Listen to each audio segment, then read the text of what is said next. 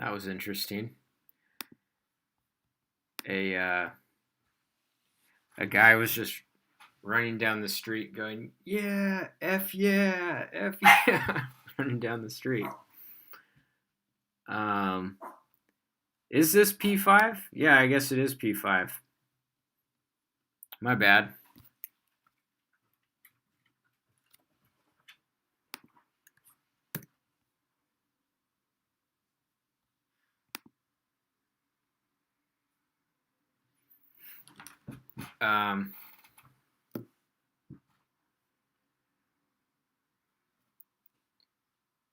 Good morning, everyone. Wait for a couple more viewers.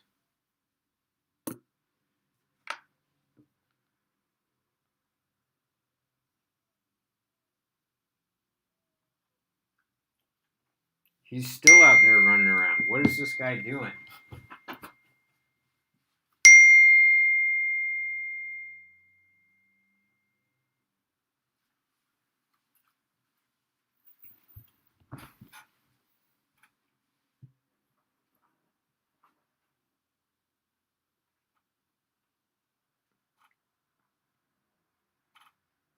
He's gone now.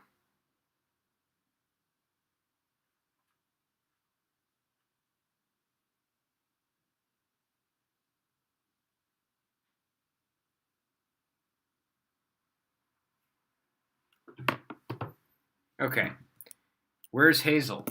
I will get Hazel so you can see her.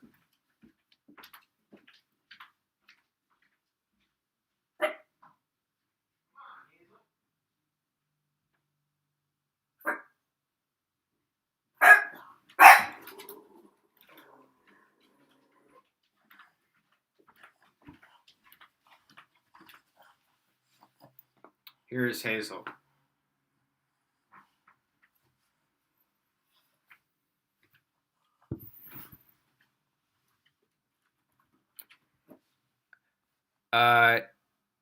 Yeah, so I have a cardboard box back there because when I close this door, sometimes when I leave, I will put the dogs in this office and they will scratch at the door. And so I put the cardboard box in front of the door so that they can't scratch the paint off and stuff. Okay. So let's go ahead and get started. The first thing that we're going to talk about today is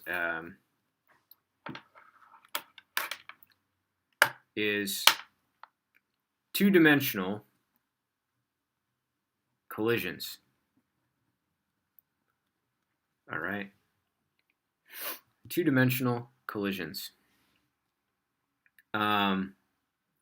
So momentum is a vector, right? So it's got components, and so we're just going to work with IJ form of the momentum vector. And so let's see how this works.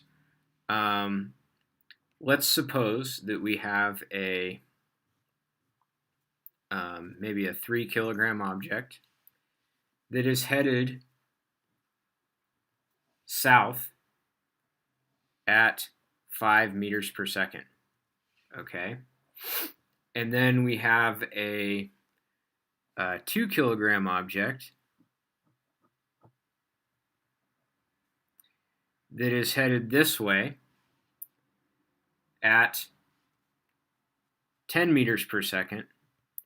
And that is an angle of 30 degrees, for example. Okay. And then these two collide in this, here, and they have a completely inelastic collision, and we want to find the velocity of the pair after they collide and stick together. Okay? So this would be an example of a two-dimensional collision. So the first thing we have to do is we have to write the momentum vectors of these objects, okay? So the momentum vector of this object right here is mv, so 3 times 5, okay? And it's in the negative j direction, so minus 15j. And I'll put the units of momentum next to that, kilogram meters per second. So that's the momentum of this one. This one is a little bit trickier. We know it has a momentum that is of size mv, so 20 kilogram meters per second. I'm just going to write 20 here. And this angle right here is 30 degrees. Okay.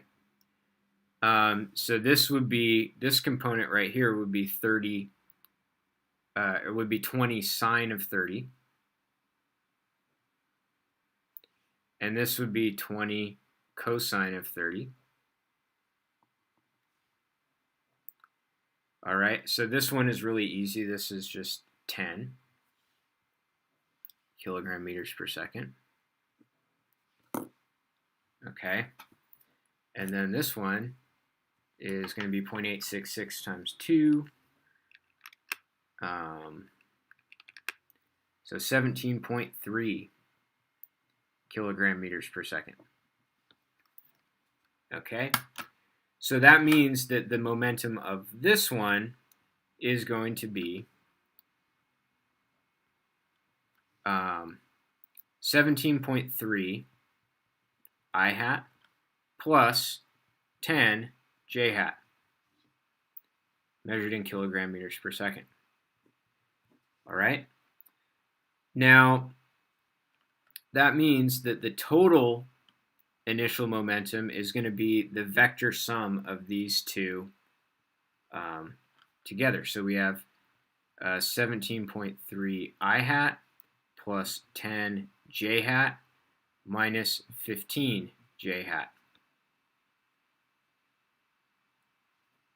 All right.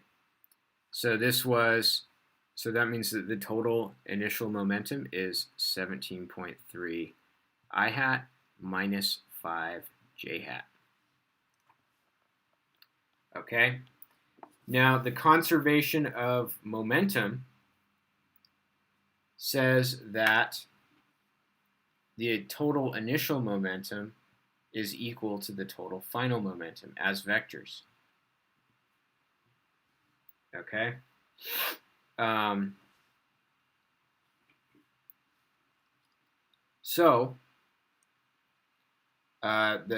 This is a completely inelastic collision.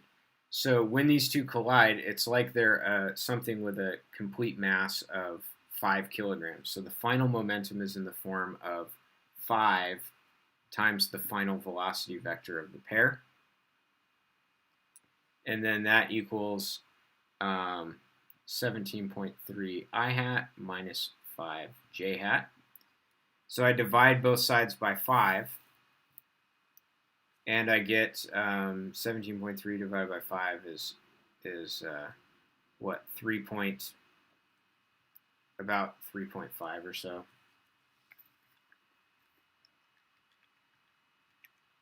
Yeah, 3.5.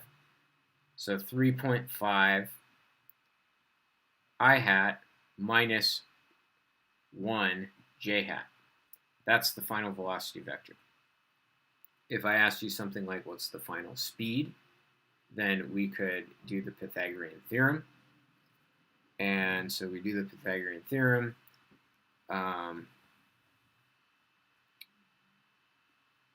So we know that, this distance right here is 3.5. This distance is 1. So we do square root of 3.5 squared plus 1 squared equals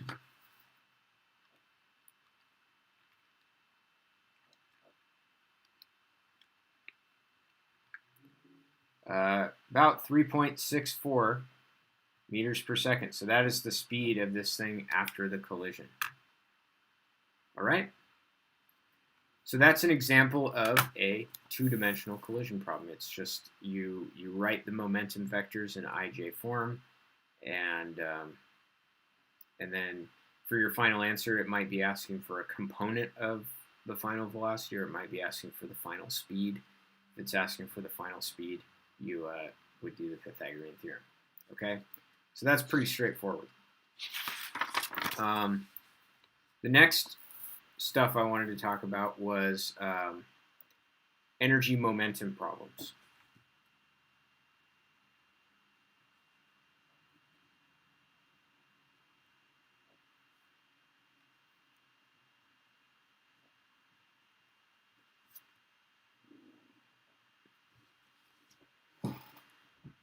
Energy momentum problems. So let's start off with one where we have two blocks. Let's say we got a 3 kilogram block and a 2 kilogram block again. Okay. All right. And this block is headed this way at 5 meters per second.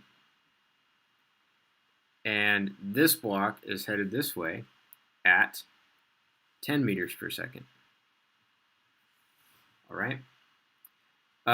These two collide, and they have what is called an elastic collision. So an elastic collision is one where no kinetic energy is lost. So not every collision is an elastic collision. In fact, most collisions, some of that kinetic energy is converted into heat. Okay? So generally speaking, in a collision, you could not say K initial equals K final. But if it says this is an elastic collision, you can say K initial equals K final. Okay? So that's only for an elastic collision. Now, one of the things about an elastic collision is it allows us to solve. So these collide in the middle, and it's going to allow us to get the final velocities of each of these objects. Okay, so that's what we're trying to get. What are the final velocities of these two blocks? Okay, so what we need to do is we need to write an equation for momentum conservation, and we need to write an equation for energy conservation. So let's figure out what is, for momentum conservation, what is the initial momentum of this system? Well, it's 15 to the right and 20 to the left. So the initial momentum is minus 5 kilogram meters per second. The final momentum, I have to write it as an expression because these velocities are unknown. So it's going to be mass times the velocity plus mass times the velocity. Okay? Now let's think about the initial kinetic energy. We have a 1/2 mv squared and we have a 1/2 mv squared. So we have 1/2 times 3 times 5 squared. So 75 divided by 2 plus 1/2 times 2 times 10 squared. So 75 divided by 2 is what? 37.5 plus 100. 137.5 joules is the initial kinetic energy. Okay? The final kinetic energy, because the final velocities are unknown, the best we can do is an expression. So we have 1/2 times 3 times v3 squared plus 1/2 times 2 times v2 squared. Okay? So our equations are going to be P initial equals P final, and K initial equals K final. So let's write this equation. It's going to be P initial is -5. The final momentum is 3v3 plus 2v2.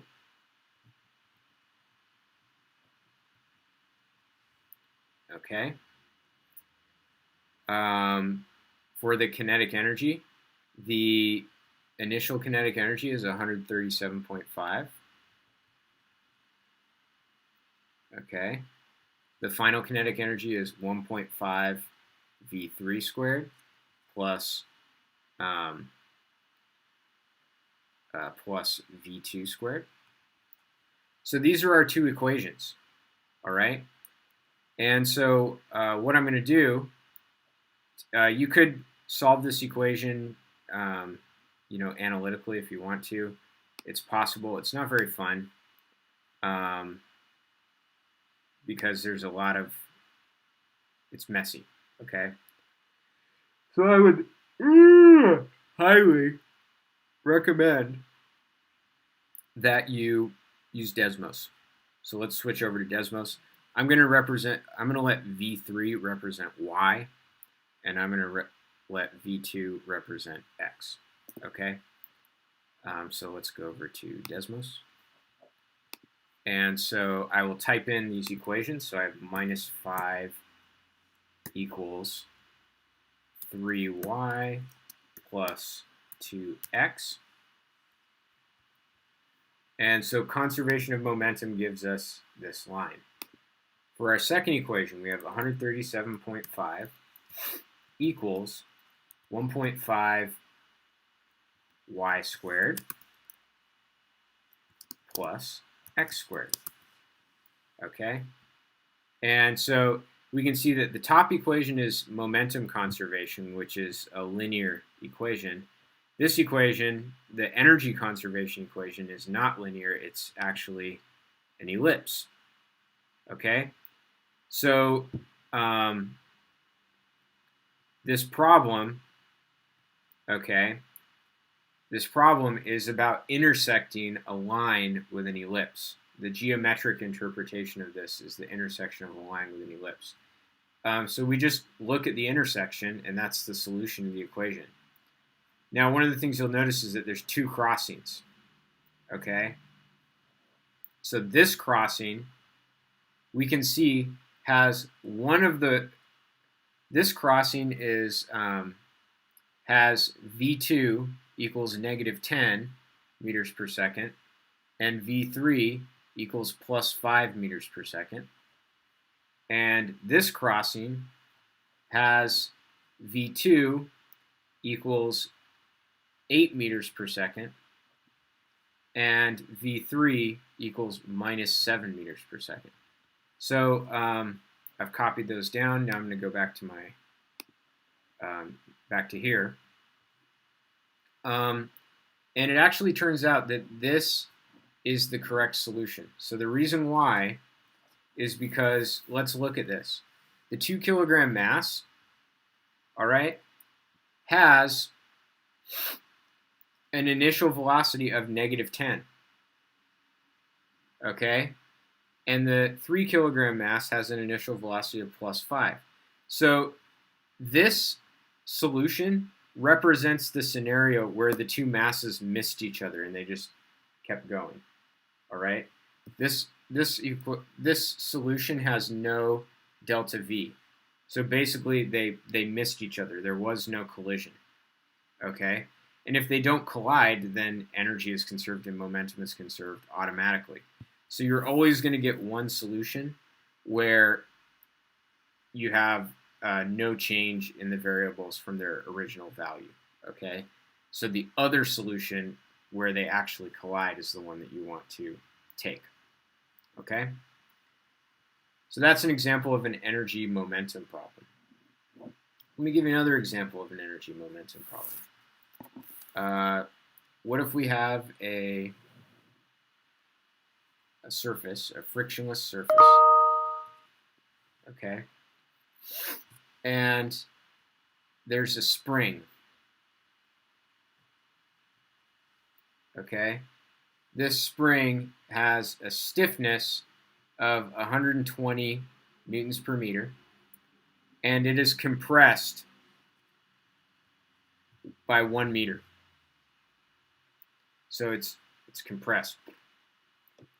And on either end of that spring, there are two masses that are initially at rest. This is a 2 kilogram mass.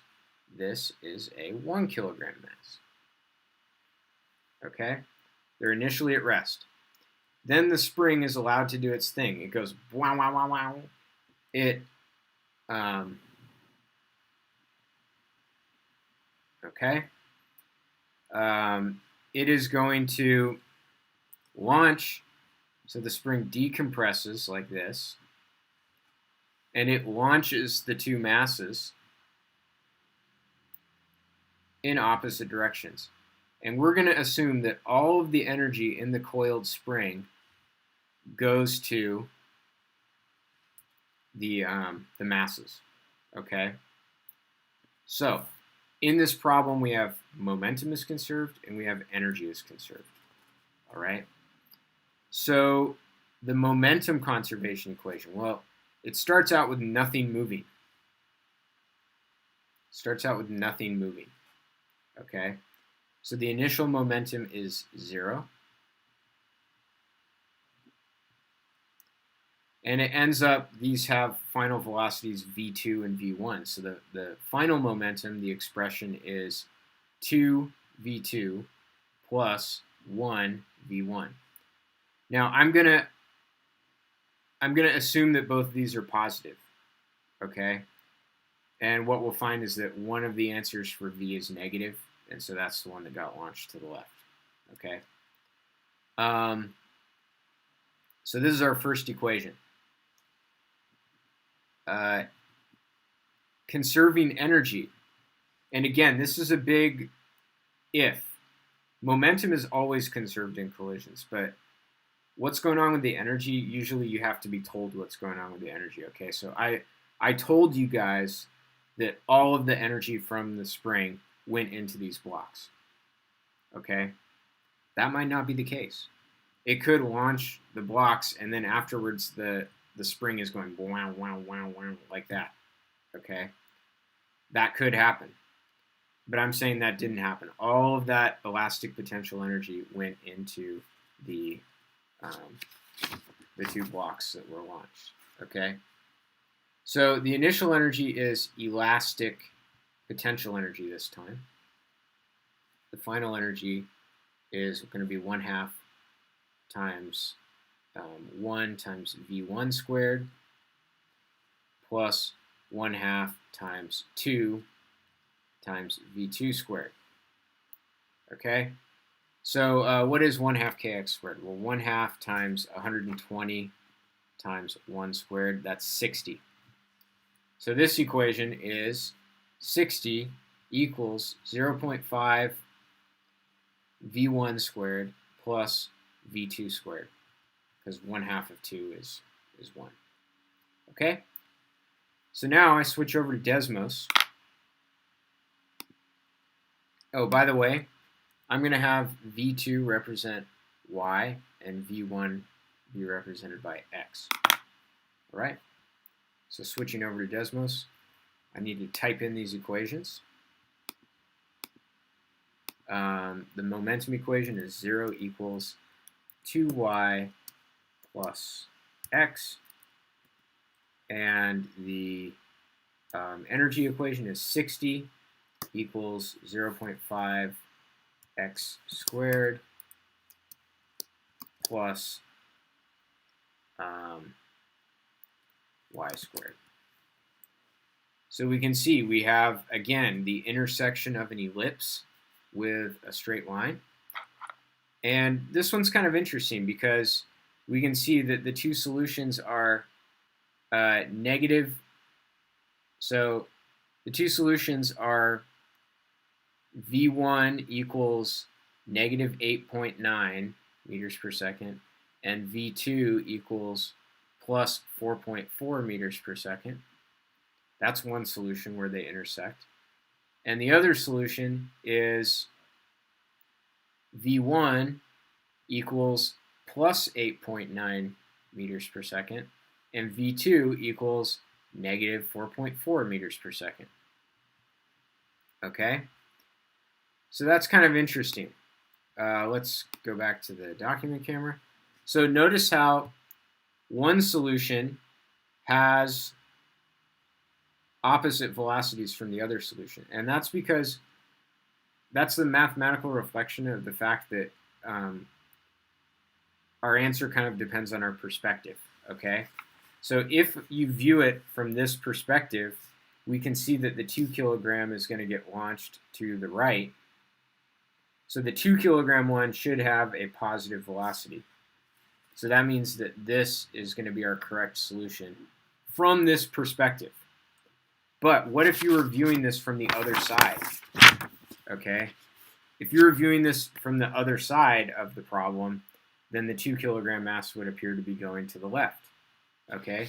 So it actually gives us both solutions because it doesn't know which perspective we're looking at the problem from, which I think is kind of neat. All right? So these are examples of problems where energy and momentum combine, and it gives us a system of equations for two velocities, and we solve the system of equations. Okay? And then we also learned how to do two-dimensional momentum collision problems. All right? So that is my lesson for today. It was pretty short and sweet, and I will see you in the Zoom room. Bye.